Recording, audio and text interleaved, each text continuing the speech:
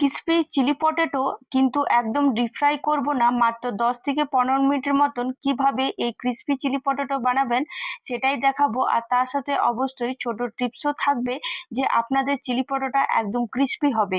বাড়িতে কিছু সবজি না থাকলে অবশ্যই এই আলু দিয়ে আপনারা কিন্তু 10 থেকে 15 মিনিটের মতন এই ক্রিসপি চিলি পটেটো করে নিতে পারবেন। ভেতরটা হবে একদম নরম আর ওপরটা হবে ঠিক ততটাই কিন্তু ক্রিসপি।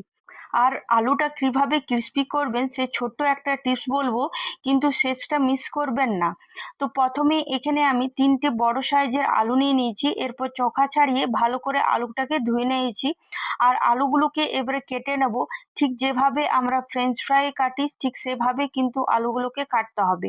একটু মোটা আর লম্বা লম্বা করে কিন্তু কাটতে হবে, তাহলে ফ্রাই করার সময় ভাঙবে না আর সেদ্ধ করার সময় ভাঙবে না, খুব ভালো কিন্তু ক্রিস্পি হবে। একটু মোটা মোটা করে কাটতে হবে, ঠিক যেভাবে আমি দেখাচ্ছি ঠিক সেভাবে কিন্তু আলুগুলো কাটবেন। আর চেষ্টা করবেন একটু বড় বড় করে আলুগুলো নেওয়ার, তাহলে দেখবেন খুব সুন্দর কিন্তু এভাবে কাটা যাচ্ছে।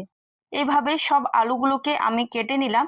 আর এরপর গ্যাসে একটা কড়াই চাপিয়ে নিয়েছি, তার মধ্যে জল অ্যাড করে স্বাদ মতন লবণ অ্যাড করে দেব। আর তারপর যে আলুগুলো আমরা কেটে রেখেছিলাম সে আলুগুলো এক এক করে দিয়ে দেব।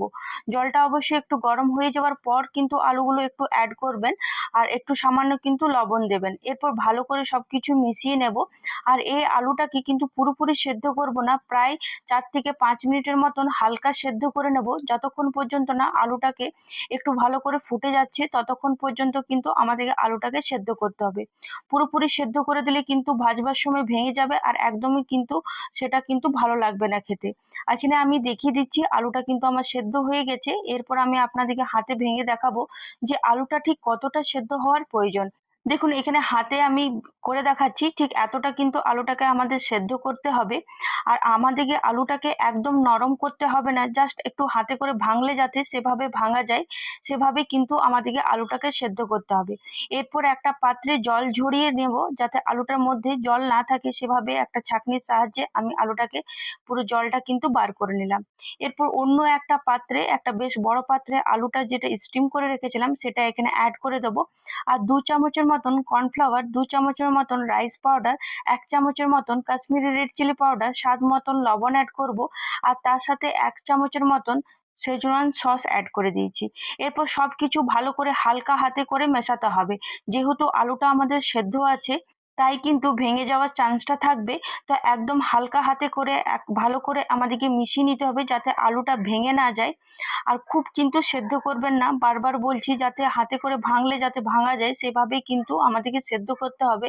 জাস্ট আলুটাকে একটু নরম করতে হবে। এখানে হাতের সাহায্যে খুব ভালো করে আমি সবকিছু মিশিয়ে নিয়েছি।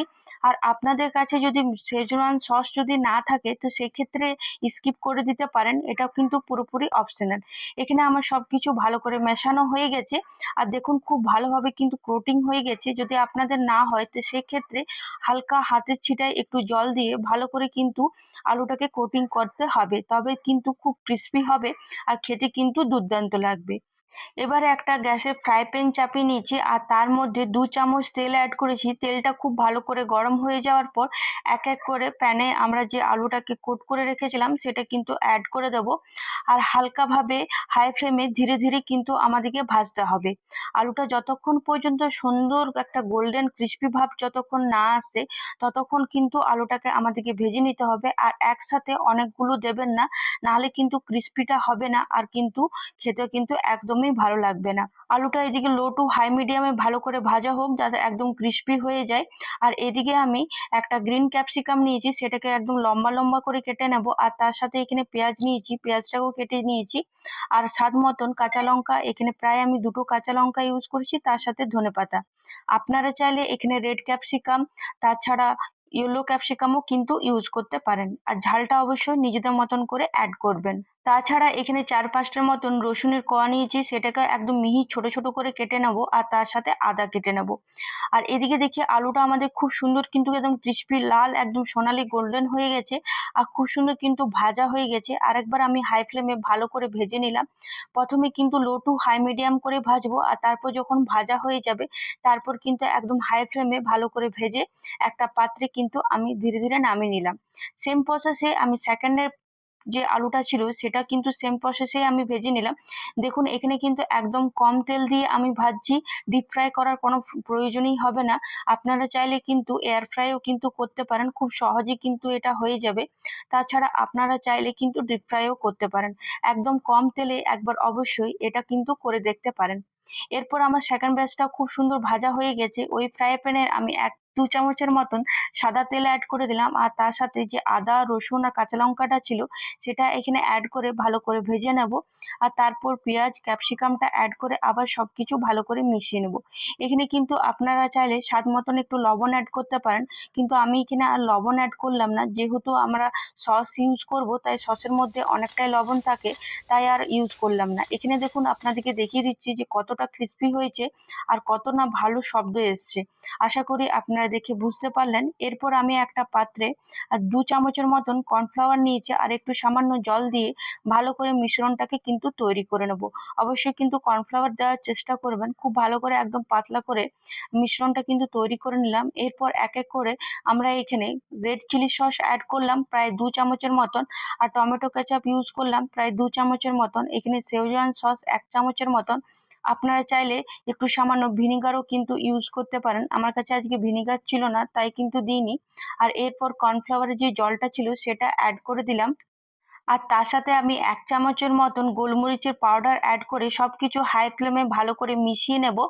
আর আমি এখানে কিন্তু ড্রাই ভাবে তৈরি করছি, তাই বেশি জল দেব না, আর একটু মানে জাস্ট মাখা মাখা ভাবে তৈরি করব। আপনারা কিন্তু চাইলে আরেকটু কিন্তু জল দিতে পারেন।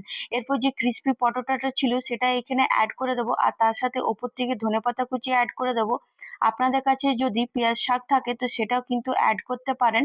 এরপর সবকিছু হাই ফ্লেমে ভালো করে মিশিয়ে নিলে ব্যাস আমাদের তৈরি হয়ে গেল একদম রেস্টুরেন্ট স্টাইলে ক্রিস্পি পটেটো চিলি। বাড়িতে যদি কিছু সবজি না থাকে তাহলে সহজেই ১০ থেকে ১৫ মিনিটের মধ্যে আপনারা কিন্তু এটা বানিয়ে নিতে পারেন, বা এই বৃষ্টির ওয়েদারে বিকেলে কিন্তু এটা করলে কিন্তু খেতে কিন্তু দুর্দান্ত লাগবে। আশা করি আপনাদের সকলের ভিডিওটা খুব ভালো লেগেছে।